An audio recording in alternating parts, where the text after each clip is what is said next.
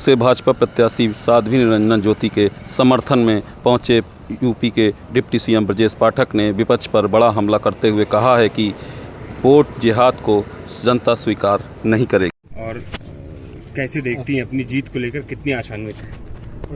आदरणीय देश के यशस्वी प्रधानमंत्री जी ने 400 पार का नारा दिया है। उसमें पूरे देश में जिस तरह से वातावरण है, माननीय प्रधानमंत्री जी ने देश के लिए जो किया है, जनता के लिए किया है, गरीबों के लिए किया है, यह उत्साह नजर आता है कि मोदी जी पर जनता विश्वास कर रही है।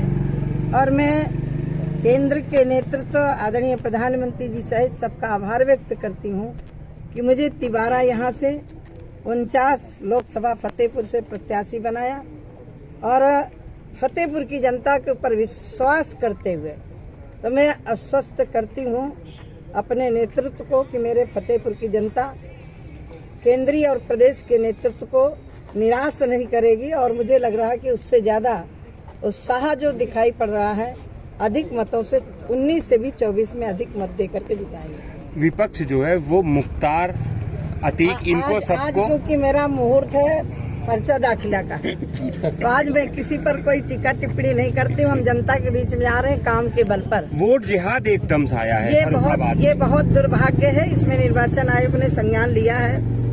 राजनीतिक प्रहार अलग होता है, विकास के आधार पर प्रहार अलग होता है, लेकिन लॉ जिहाद को अब वोट में तब्दील करने के लिए जिस तरह से बयानबाजी की गई है, ये इस प्रजातांत्रिक देश के लिए अच्छा नहीं है और ये निर्वाचन आयोग उसको देख रहा है। ठीक।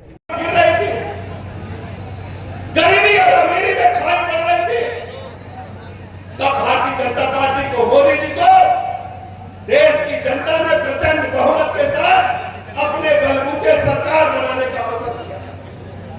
आज हम कह सकते हैं कि दुनिया में भारत माता की छवि आगे बढ़ी है। भारत शक्तिशाली राष्ट्र बनकर के उभरा। 2-3 उदाहरण आपको देना चाहता हूं। पहले पाकिस्तान जनता पार्टी की लोकप्रिय प्रत्याशी आदरणीय साध्वी निरंजन ज्योति जी एक तरफा प्रचंड बहुमत के साथ जीत रही है। मैं दीदी को अग्रिम बधाइयां देता हूँ। ये मोदी जी की गरीब कल्याण योजनाओं, जनजन का भरोसा मोदी जी पर और दीदी पर बढ़ा है। फतेहपुर में सभी लोग एक तरफा दीदी को जिता रहे हैं। बहुत बहुत धन्यवाद। विपक्ष जो है वो कह रहा है कि पूरी तरह से डिरेल अभी मामला ये वोट जिहाद क्या है, एक टर्म आया है वोट जिहाद। फरुखाबाद में चीज ढंग से वोट जिहाद कहा गया है। ये हिंदुस्तान कभी स्वीकार नहीं करेंगे।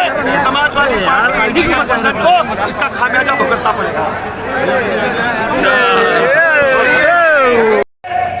ये आखिरी बार है, हम डोरिये भेज रहे आपके आतंकवादी हैं। लेकिन जब भारतीय जनता पार्टी की सरकार में, मोदी जी की सरकार में हमला हुआ तो हमारी सेना ने पाकिस्तान में बैठे आतंकवादियों को समूल नष्ट करने का काम किया। सेना ने जाकर उनको समूल नष्ट किया था। हमारा भी एक जाबाज सिपाही वहां फंसा था। लोग कहते थे अब ये गए, उनका क्या नाम था, लंबी मूंछ वालों का। लोग कहते थे अब पैर नहीं छूटेंगे।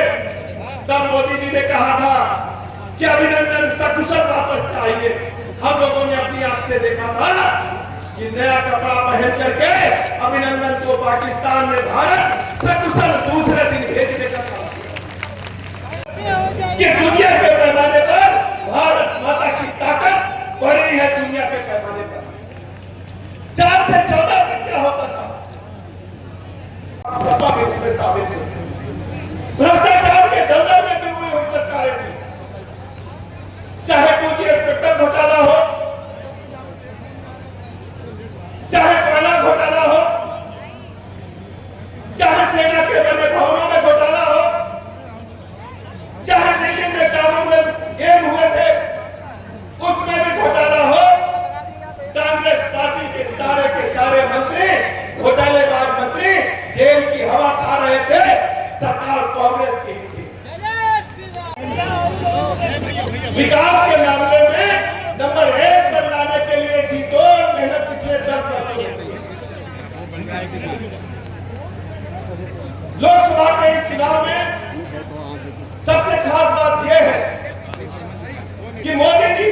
विकसित भारत का संकल्प लिया है। दूसरी तरफ जो कांग्रेस पार्टी और उनके गठबंधन के लोग हैं, उत्तर प्रदेश की खासकर समाजवादी पार्टी के बारे में कहना चाहूंगा, 4 से 14 तक का ट्रैक रिकॉर्ड कांग्रेस पार्टी और गठबंधन का जनता के सामने है और 14 से 24 तक का ट्रैक रिकॉर्ड मोदी जी का, भारतीय जनता पार्टी का पूरे देश के सामने है, उत्तर प्रदेश के सामने, फतेहपुर के सामने। आज हम कह सकते हैं कि 14 से 24 तक गरीब कल्याण योजनाओं के माध्यम से मोदी जी ने गरीब आदमी के जीवन स्तर को ऊपर उठाने में कामयाबी हासिल की है। हम अपने को रोक न सके, हमने कहा दीदी क्या हम जरूर जाएंगे। साध्वी निरंजन ज्योति